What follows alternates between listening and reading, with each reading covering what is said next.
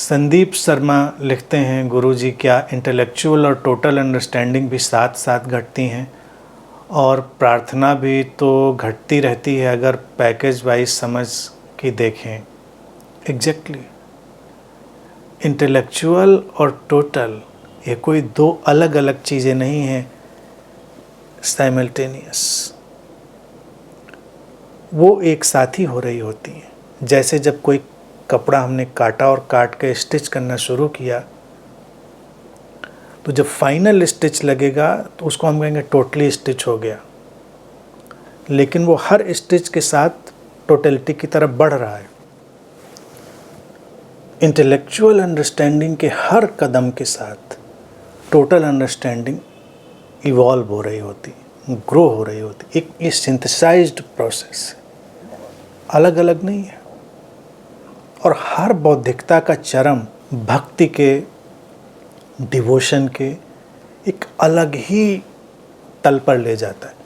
जैसे दो उदाहरण जो अक्सर सुने भी होंगे बहुत सारे लोगों ने, गुरजेफ और उनके शिष्य थे पीडी अंस्पेस्की। पीडी अंस्पेस्की गुरजेफ से मिलने से पहले ही बहुत बड़े विद्वान, दार्शनिक, मैथमेटिशियन की तरह से प्रसिद्ध हो चुके थे। तो घटना ये कहती है कि जो कि घटना लिखी गई है कि जब अंस्पेस्की मिले तो गुरजेफ को पता ही चला कि बहुत विद्वान व्यक्ति है। गुरजेफ ने कहा कि भाई तुम जो नहीं जानते हो वो बता दो और हम लोग फिर उस पर बात करेंगे। अब तुम कुछ जानने आए हो, तुम तो वैसे ही बहुत कुछ जानते हो, जो नहीं जानते हो उसकी हम लोग चर्चा कर लेंगे कि सचमुच में नहीं जानते हो कि जानते ही हो। तो कहते हैं कि अंस्पेस्की ने कहा सोचते हैं इस पर। सोचा उसने, आकर उसने गुरजेफ को प्रणाम किया। उसने कहा कि मैं सचमुच में कुछ नहीं जानता, आप बताएं। और घटना ये कहती है कि फिर गुरजेफ ने अंस्पेस्की से अपना शेयर किया, अपना ज्ञान, अपनी विजडम, और अंस्पेस्की अपने उस टोटल अंडरस्टैंडिंग पे पहुंचा। और गुरजेफ के तमाम शिष्यों में से पीडी अंस्पेस्की ऐसा निकला जो उनकी गहनतम भक्ति में था। यानी कि वो जो कह रहे हैं सुन रहा है, मान रहा, बाकी लोग नहीं कर पा रहे थे। अब इस व्यक्ति ने ऐसा क्यों कर पाया और इस व्यक्ति को क्यों घटा, ये अलग अलग घटनाएं नहीं थी। लोग इसको नहीं देखते, वो सोचते हैं कि इंटेलेक्चुअलिटी से कुछ नहीं हुआ, उसके इंटेलेक्चुअल जो अंडरस्टैंडिंग थी उससे कुछ हुआ नहीं। हुआ तो किसी और चीज़ से, गुरजेफ की मिस्ट्री से और इससे नहीं।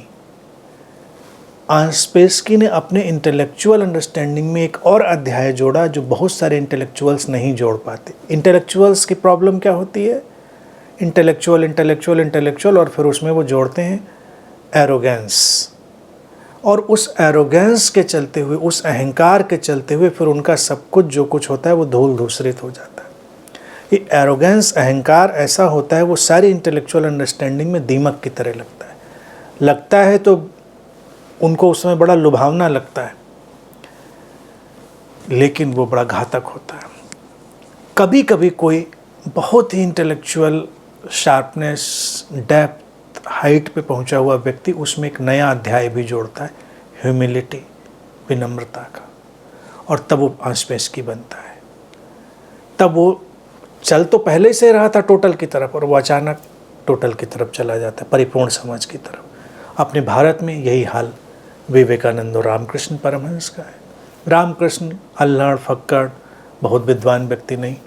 विवेकानंद बहुत विद्वान व्यक्ति, युवा हैं लेकिन विद्वान हैं, पढ़े लिखे हैं।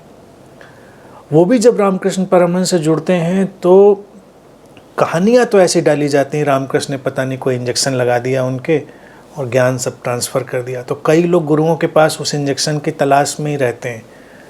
वो मिशन इम्पॉसिबल जैसी जो मूवीज़ होती हैं, बस उस तरह का कि बस जाकर गुरु के पास से वो हाईजैक करना है और बस किसी दिन वो लगाएंगे, ज्ञान ट्रांसफ़र हो जाएगा, सब ट्रांसमिशन हो जाएगा, मुद्दा ख़त्म हो जाएगा, सब हम जान लेंगे। अब किस घड़ी में ये कहानियाँ किसी ने गढ़ी की रामकृष्ण ने ट्रांसफ़र कर दिया, ट्रांसमिट कर दिया, ये सब स्टूपिड स्टोरीज़ हैं, इनमें कुछ है नहीं। पॉइंट ये है कि विवेकानंद ऑलरेडी बहुत इंटेलेक्चुअली इवॉल्व थे और वो अध्याय जोड़ सकते थे अपने इंटेलेक्चुअल इवोल्यूशन में एरोगेंस का, तब वो आम आदमी होते। आम आदमी होते तो जैसे सब धूल धूसरित होते हैं वैसे होते। वो सन्यासी बने, साधक बने इसलिए क्योंकि उन्होंने अपनी इंटेलेक्चुअल अंडरस्टैंडिंग में अध्याय जोड़ा ह्यूमिलिटी का। वो किसी ऐसे व्यक्ति के पास जिससे उनके हृदय के तार मिले, झुके, और उनके झुकने में वो जो परिपूर्णता की यात्रा पहले से ही चल रही थी वो अचानक कंप्लीट हो गई। दिया विया कुछ नहीं। रामकृष्ण अगर देने की क्षमता रखते तो सभी को दे देते ना, गुरुजीएफ को देने की क्षमता तो सभी को दे देते, इतने शिष्य थे, क्यों नहीं दिया? लोग कहेंगे नहीं, इनके पास कुछ अलग पात्रता थी इसलिए दिया। ये सब भी स्यूडो स्पिरिचुअलिटी है जिससे लोग सही बात नहीं समझते। इंटेलेक्चुअल अंडरस्टैंडिंग को कभी अंडर एस्टिमेट करके नहीं देखना है। समझना, हम समझने की तरफ ही तो बढ़ रहे हैं ना, विज्ञान भी समझने की तरफ बढ़ रहा है। अध्यात्म तो अध्यात्म कोई नासमझों का खेल थोड़ा ही है कि हमको कुछ समझता ही नहीं, हमको बहुत कुछ समझता है।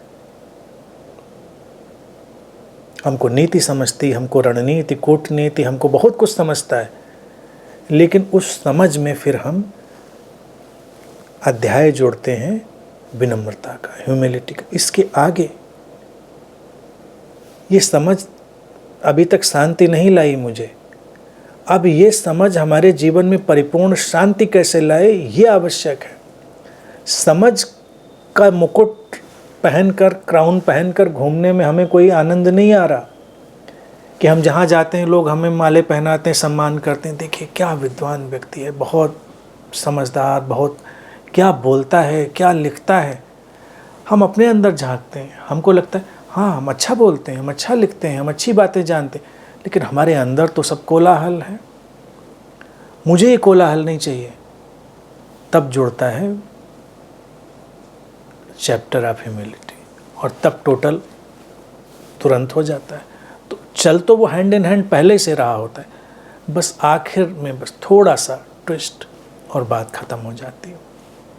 तो ये पूरा पैकेज है, जैसी बात लिखी ऐसे ही प्रार्थना भी घटती रहती है, ऐसे ही बहुत सारी चीज़ें घटती रहती हैं।